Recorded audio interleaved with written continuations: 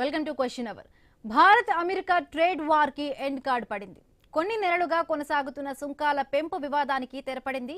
రెండు దేశాల మధ్య చర్చలు సఫలం కావడంతో అమెరికా వాణిజ్య ఒప్పందంపై కీలక నిర్ణయం తీసుకుంది. భారత్ పై విధిస్తున్న సుంకాలను 25% నుండి 18%గా తగ్గిస్తున్నట్టుగా ట్రంప్ ప్రకటించారు. అమెరికా ప్రభుత్వ అభివృద్ధి ఆర్థిక సంస్థ డిప్యూటీ సీఈఓ నిషా బిస్వాల్ చేసిన కామెంట్స్ వాణిజ్య సంబంధాల్లో మలుపు తీసుకోనుంది. ఒప్పందానికి సంబంధించిన పూర్తి స్థాయి అమలు, మార్గదర్శకాలు, లోతైన వివరాలు ఇంకా వెలువడాల్సి ఉంది.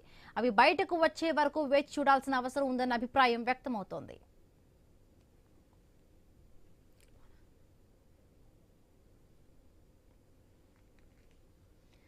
బిస్వాల్ నిర్ణయం తర్వాత డొనాల్డ్ ట్రంప్ చేసిన ప్రకటనలో పన్నులను 18%కే తగ్గిస్తున్నట్టు తెలిపారు. భారత ఎగుమతులే కాకుండా అమెరికాపై విధిస్తున్న పన్నులను 0 స్థాయికి చేర్చడానికి, రష్యా నుండి చమురు దిగుమతులను నిలిపివేయడానికి భారత్ అంగీకరించిందని ట్రంప్ ప్రకటించారు. అయితే ఇద్దరు దేశాధినేతల మధ్య చాలా రోజుల తరువాత ఫోన్ టాక్స్ కూడా ప్రధానాంశంగా మారింది. 3 నెలల నుంచి ట్రంప్ ఫోన్ చేస్తే మోదీ లిఫ్ట్ చేయడం లేదని స్వయంగా అమెరికానే ప్రకటించింది. అలాంటిది ఇద్దరి మధ్య జరిగిన చర్చలు పెద్ద సమస్యకు ఎండ్ కార్డ్ పడడమే కాకుండా సుంకాల భారం కూడా తప్పినట్టయింది.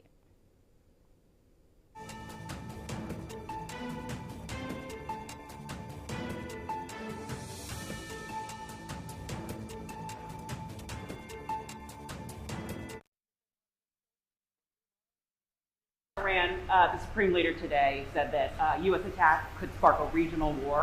Giving you response to that? Why wouldn't he say that? Of course you're going to say that, but we have the biggest, most powerful ships in the world over there, very close, a couple of days, and hopefully we'll make a deal. If we don't make a deal, then we'll find out whether or not he was right.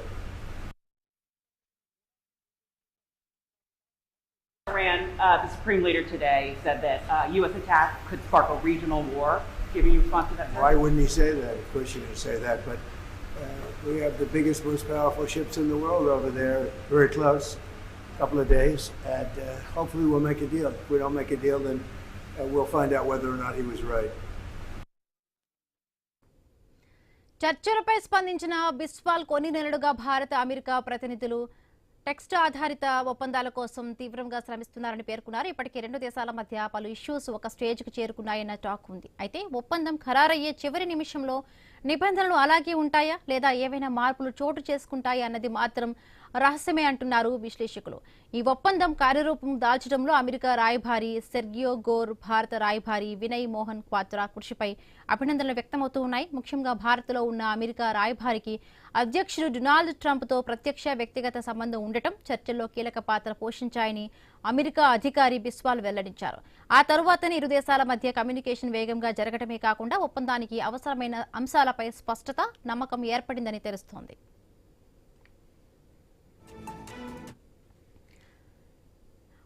మరొక వైపు గత వారం భారత్ ఐరోపా సమైక్య మధ్య కుదిరిన భారీ వాణిజ్య ఒప్పందం కూడా ఈ మార్పుకు కారణమై ఉంటుందని అంటున్నారు విశ్లేషకులు. అమెరికా యంత్రాంగంపై కొంత ఒత్తిడిని పెంచిందన్న టాక్ వినిపిస్తోంది. అమెరికా కూడా భారత్తో ఒక ముఖ్యమైన ఒప్పందాన్ని సిద్ధం చేస్తున్న తరుణంలో ఐరోపా దేశాల కంటే వెనుకబడిపోకూడదనే ఉద్దేశంతో చర్చలను వేగవంతం చేసినట్టు తెలుస్తోంది. ఇక మొత్తానికి ట్రంప్ ప్రకటించిన ఈ సుంకాల తగ్గింపు, వాణిజ్య వెసులుబాటు వెనుక నెలల తరబడి సాగిన దౌత్య నీతి, అంతర్జాతీయ పోటీ ఉన్నట్టు స్వయంగా నిషా బిస్వాల్ కామెంట్ చేయడం డీల్కు ఎంత ప్రాధాన్యత ఉందో అర్థమవుతుంది. భారత్లో మాత్రం డీల్పై హర్షం వ్యక్తమవుతోంది.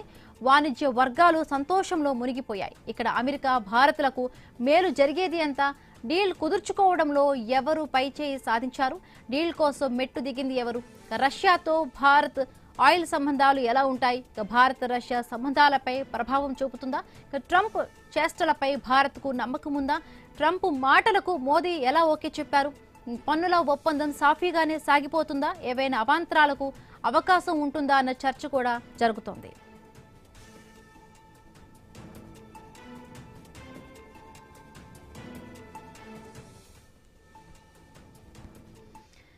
Right, Bharat America trade war కి ఎండ్ కార్డు పడింది. భారత్ అమెరికా అధికారుల మధ్య కీలక చర్చలు అయితే ఒక కీలక దశకు చేరుకున్నట్టుగా తెలుస్తోంది. మరింత పూర్తి అనాలిసిస్ ని మా కలీగ్ న్యూస్ టీమ్ నుంచి ఆశా అందిస్తారు.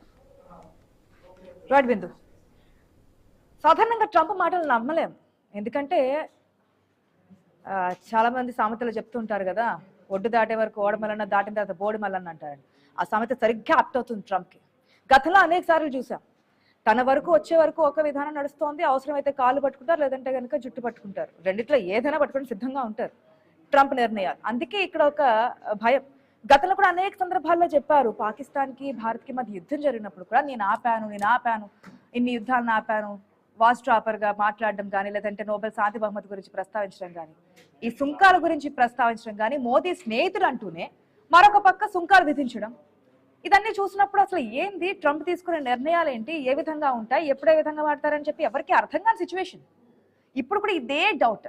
ట్రంప్ అంగీకరించారు, ట్రంప్ చెప్తున్నది ఏంటంటే మోదీ అంగీకరించారు, రష్యా చమురుని కొనుగోలు చేయమని చెప్పారు, వాణిజ్య ఒప్పందాలన్నిటికీ ఓకే చెప్పారు అని. ఈ మధ్యకాలంలో దేనికి మోదీ స్పందించట్లేదు అనుకున్నాం. మోదీ కూడా ట్వీట్ చేసినటువంటి సందర్భం మనం చూసాం.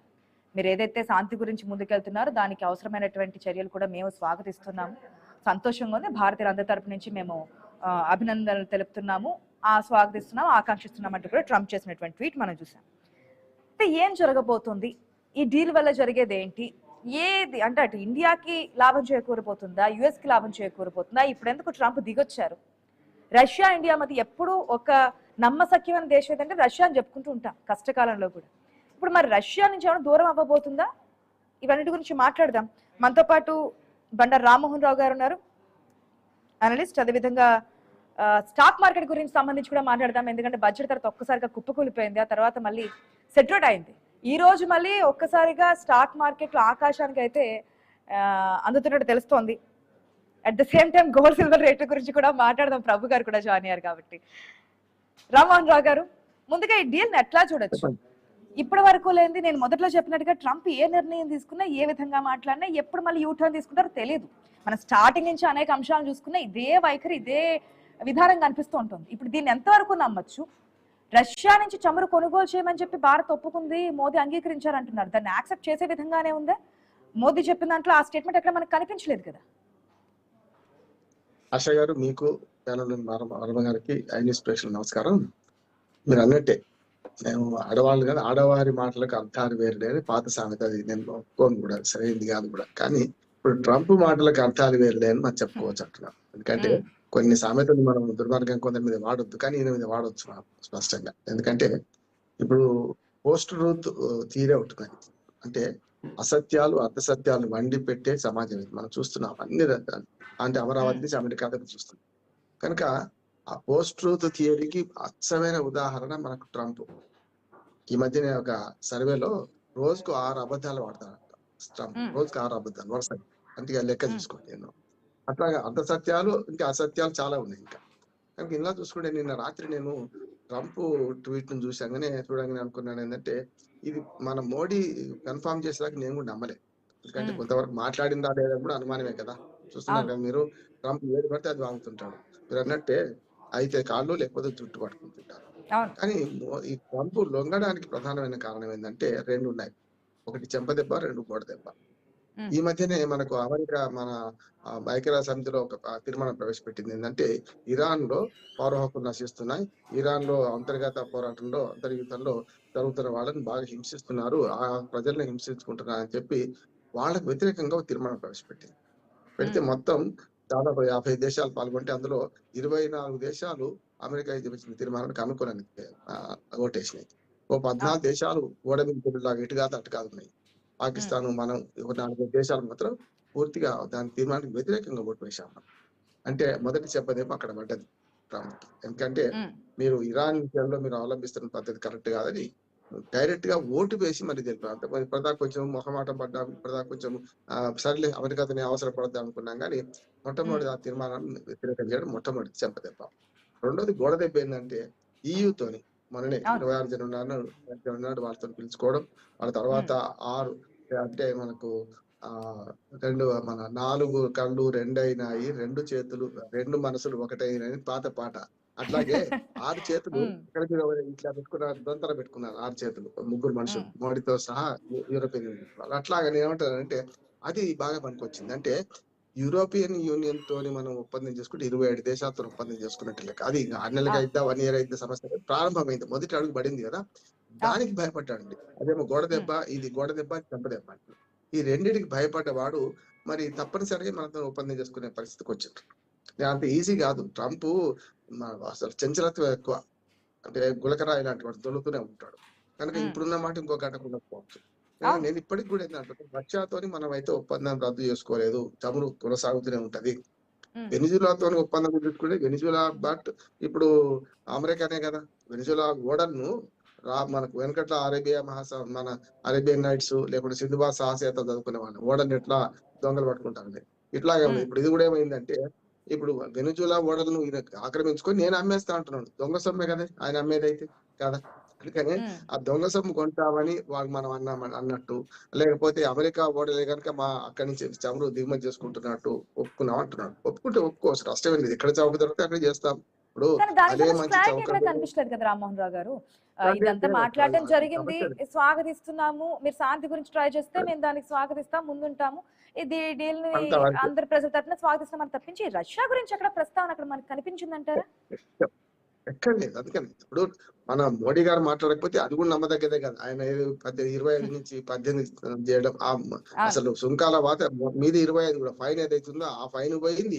అసలు నుంచి 25 నుంచి 18, కంటే పాకిస్తాన్ కంటే 1% తక్కువ. పాకిస్తాన్ 19% అట్లా చూసుకుంటే కనుక ఇది ఏంటంటే మోడీ గారు స్పందించారు కనుక అప్పటికి కూడా మీరు ఎంట్రోల్ చెప్పారు 3 సార్లు ఆయన మాట్లాడదానికి ప్రయత్నం చేస్తే మన మొండికేశారు. అది మంచిది అంటున్నాను. ఒక్కోసారి నీతో మాటలు లేవంటే మాట్లాడే ప్రయత్నం ఎక్కువ చేస్తారు కదా. కనుక మొత్తం మీద మన అమెరికాలో ఉన్న మన రాయబారికి మన ట్రంప్ కొంచెం దగ్గరగా ఉంటుంది, వ్యక్తిగత సంబంధాలు గుడ్డం చూస్తున్నాం కదా. ప్రెస్ మీడియాలో కూడా రాజకీయ నాయకులు కొన్ని సంబంధాలు ఉంటే మాట్లాడితే వాళ్ళ పేర్లు ఎక్కువ తెలుస్తుంటారు. ఇక్కడనే ఇప్పుడు అమెరికాలో ఉన్న మన రాయబారి ఏదైతుందో ట్రంప్ కొంచెం దగ్గరగా వ్యక్తిగతంగా మాట్లాడేవాడు కనుక ఇవి లాభం లేదు అనే స్థితికి వచ్చారు. ఖచ్చితంగా ఈ డీల్ ను మనం ఒప్పుకోవచ్చు. కానీ మాట్లాడదాం రామ్మోహన్ రావు గారు. అంటే ట్రంప్ దిగొచ్చారంటే ఆ దేశానికి ఎంతో కొంత లాభం లేకుండా అయితే దిగిరారు కదా. ఒకటి EU డీల్, ఒకటి ప్రధానంగా EU డీల్ కుదిరిన తర్వాత ఎంతో కొంత మనం ఎన్ని ఇబ్బందులు పెట్టినా, ఎంత టారిఫ్లు పెంచినా, ఏం చేసినా సరే భారత్ తన దారికి రావట్లేదని చెప్పి అనుకున్నారు. ఇంకా ఎన్నో విధాలుగా చేద్దాం అనుకున్నా EUతో deal, mother of all deals ఏదైతే మనం అనుకున్నామో ఆల్ ట్రేడ్ డీల్ సంబంధించి అది ఫస్ట్ స్టెప్ కింద చూడొచ్చు. ఇంకా దేనికి లాభంగా ఉంటుంది? ట్రంప్ దిగడానికి ఇంకేదైనా కారణాలు ఉన్నాయా? ఆ దేశానికి జరిగే మేలేంటనే దాని గురించి కూడా మాట్లాడదాం. ప్రభు గారు ఉన్నారు కాబట్టి ఒకసారి స్టాక్ మార్కెట్ సంబంధించి మాట్లాడి మళ్ళీ మీ దగ్గరికి వస్తాను. ప్రభు గారు నమస్తే అండి. నమస్తే అండి. ప్రభు గారు, బడ్జెట్ చూసిన తర్వాత ఒక్కసారిగా అంతా రెడ్ ఫ్లాగ్స్, ఎక్కడ చూసినా ఏంటి ఒక్కసారిగా స్టాక్ మార్కెట్ ఇట్లా కుప్పకూలిపోతుంది, సెన్సెక్స్ నిఫ్టీ అని చెప్పి. మళ్ళీ ఈవినింగ్ టైంకి క్లోజింగ్ టైంకి ఎంతో కొంత కోలుకుంది. ఈ రోజు అయితే ఒక్కసారిగా పుంజుకున్నటువంటి సిచ్యువేషన్ మనం చూస్తున్నాం, సెన్సెక్స్ కానీ నిఫ్టీ కానీ. రీజన్స్ ఏమనుకోవచ్చు, ఎట్లా ఉండబోతుంది అనుకోవచ్చు, ఇది ఇట్లా కొనసాగుతుంది అనుకోవచ్చు? That's the magic of the equity market. ఎప్పుడు ఒకలాగే ఉండదు. సో మారుతా ఉంటుంది, సిచ్యుయేషన్స్ మారుతా ఉంటాయి. ఒకప్పుడు EU మన ప్రొడక్ట్స్ మీద ఎలా కామెంట్ చేశారు, ఒకప్పుడు వాళ్ళు వెతుక్కుంటూ వచ్చారు. ఎందుకు? అక్కడ వాళ్ళతో ఇబ్బంది కాబట్టి. ఏది ట్రంప్, ఒక రకంగా ట్రంప్ కు మనం మంచి గ్రాటిట్యూడ్ చూపించవచ్చు. ఎందుకంటే ఆయన ఒత్తిడి చేయ వల్లే GST తగ్గింది, ఆయన ఒత్తిడి చేయ వల్లే EU వచ్చింది. చివరికి ఆయన కూడా తప్పదు, రాక తప్పక సిచ్యుయేషన్ వచ్చింది. సో డెఫినెట్ గా ఏంటంటే EU వచ్చిన ఇంతకాలం వాళ్ళతో ఉన్న వాళ్ళే బయటకు వచ్చి, మిత్రులే బయటకు వచ్చి మనతో ఇది చేసుకున్నారంటే మరి ఇంకా అర్థం చేసుకోవచ్చు. So that's main. అంటే ఎప్పటి నుంచో అనుకునేది, ఎప్పుడైనా సరే ట్రేడ్ డీల్ అయిన రోజు, పాకిస్తాన్ సీజ్ఫైర్ రోజు మార్కెట్ ఎలా 1000 పాయింట్స్ పెరిగిందో అలాగే పెరుగుద్ది అని అనుకున్నాం లాస్ట్ డిబేట్ లో కూడా. సో ఇవాళ 1300 పాయింట్లు, అంటే సెన్సెక్స్ కూడా 4200 పాయింట్స్, 5% పెరిగింది. సో నిఫ్టీ కూడా 26,341 అండి, all time high, 1252 points up. So really దీనికోసమే ఎప్పటి నుంచో ఈ డీల్ కోసమే ఎక్స్పెక్ట్ చేసింది. సో అంటే బడ్జెట్ లో ఒక రకంగా కొంచెం హోప్ ఇచ్చింది 10 days ముందు మేడం నిర్మలా సీతారామన్. ఏమని?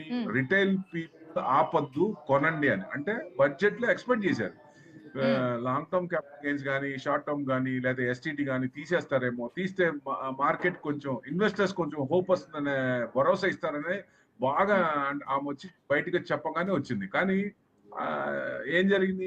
STT పెంచారు. ఎక్కడ ఇప్పుడు 1 crore ఫ్యూచర్స్ లో చేసే వాళ్ళకి కానీ, ఆప్షన్స్ లో కానీ 1 crore టర్న్ ఓవర్ కి 200 ఛార్జీలు అయితే ఇప్పుడు 5000 ఛార్జీలు STT. టూ మచ్ కదా. అంటే బ్రేకింగ్ పాయింట్స్ కూడా పెట్టుకోవాలి, 10 points లో పెట్టుకుంటే 30 points 40 points పెట్టుకోవాలి. మరి మార్కెట్ లో ఇంత వాలటాలిటీ మార్కెట్ లో కష్టం కదా. అప్ అనుకున్నది డౌన్ అవుతుంది, గ్యాప్ డౌన్ అవుతుంది, గ్యాప్ అప్ అవుతుంది ఎక్స్పెక్టేషన్.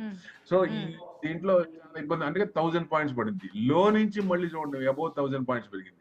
రియల్లీ ఇది అవసరం, డెఫినెట్ గా ఇద్దరికీ అవసరం. ఎందుకంటే ఆయనకే అవసరం, మనకే అవసరం.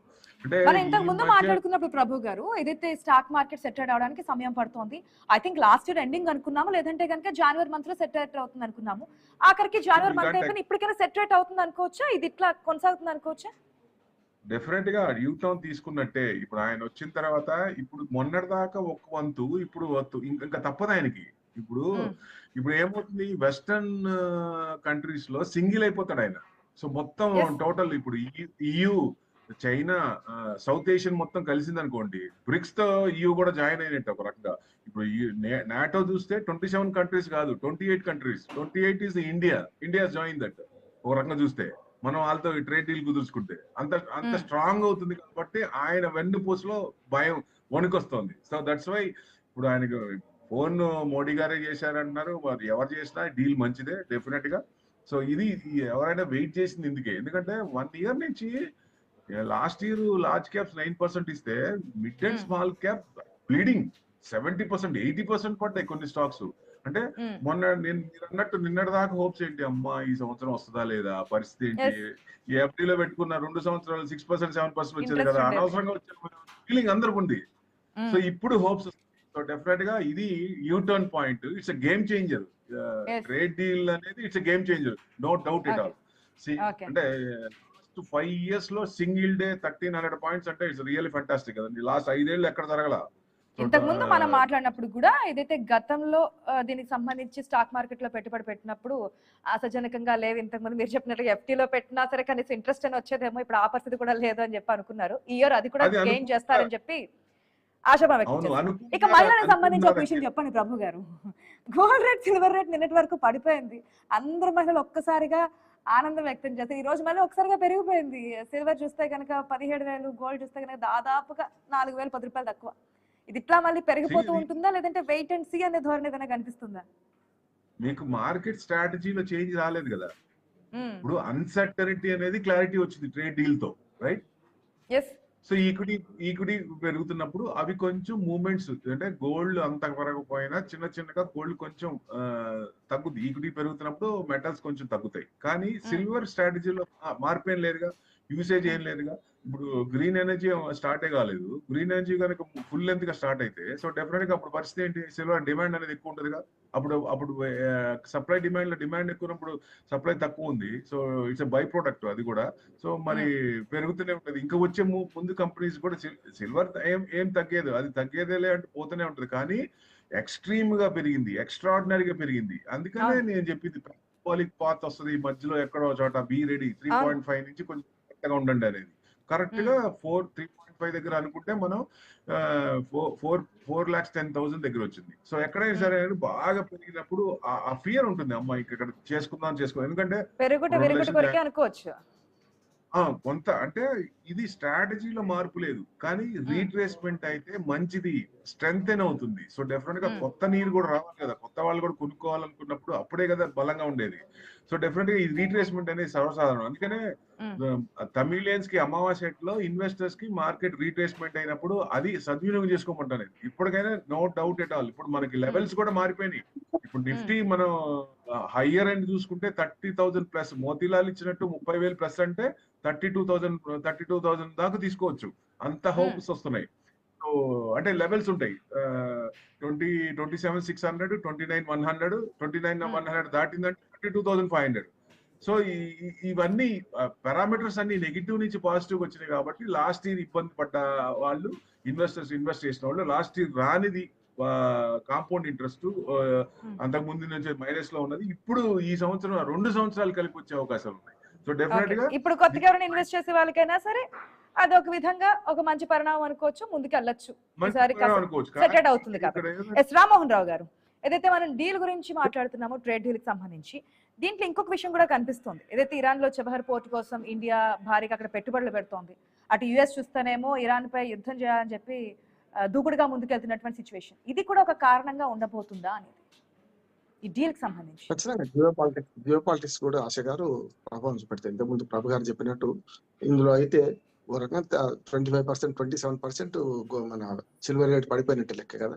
ఇప్పుడు కొనుగోలుదారులకు ఒక ఆశ, ఎందుకంటే 3 లక్షలకు అటు ఉంటుందని మన నమ్మకం కుదిరింది. ఇది పూతిగా పోదు కానీ మీరు అన్నట్టు పెరుగుంటే విరుగుంటే కొరకు అన్నట్టు ₹1,00,000 కింది పడ్డది, 1,10,000 దాకా పడిపోయింది. కానీ ఎప్పుడు అట్లా ఉంటుందని అనుకోలేము. కనుక ఈ గోల్డ్ నిల్వలు కూడా మీరు దానికి వచ్చే ముందు చాబహార్ పోర్టుకు వచ్చే ముందు గోల్డ్ నిల్వల్ని కూడా మనం భారత ప్రభుత్వం తక్కువ ఉన్నాయి, మన ప్రజల దగ్గర ఎక్కువ ఉన్నాయి కదా.